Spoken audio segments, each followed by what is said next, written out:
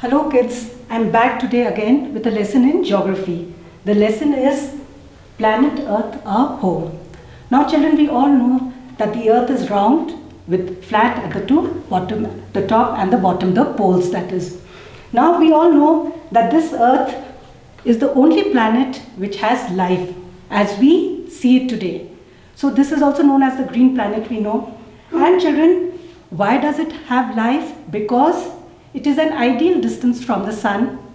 It has a layer of atmosphere around it which contains oxygen, which is very necessary for life.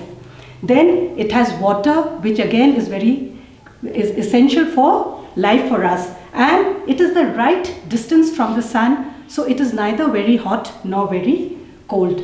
Now, 3/4 of this earth is water and 1/4 is land. Now when we look at this, children, there are big water bodies over here, and almost 97% of this earth is water. But most of this water is saline. That is 97% of this water is saline. Saline means with salt. It is salty water. And only 3% is in glaciers, ice sheets, underground water. And out of this, there is less than 1% which is fresh water as we use it, that we use on this planet. Now we have important oceans. We have the oceans over here are the Pacific Ocean, which is the largest ocean. Then we have the Atlantic Ocean, the Indian Ocean, the Arctic Ocean, and the Southern Ocean. So these are the oceans. Then we have many continents. What are continents? Continents are a very large mass of land, and so we call them continents. Now what are the continents? The largest continent is Asia, which makes up for 30% of the land area in this world. Asia has the highest point in the world, that is Mount Everest, and the lowest point, that is the Dead Sea. We have Africa, which has 20% of the land area.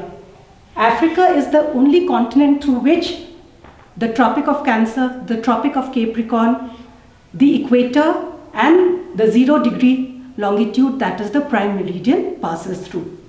Then we have North America, which is 16% of the earth.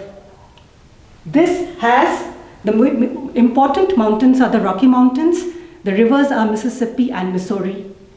We have South America, which is 12% of the total area, which have the Andes Mountains, which are very important. And then we have Europe, which is 6.7%, and we have Africa, which is 20%, and then we have Europe and Asia together is known as Eurasia.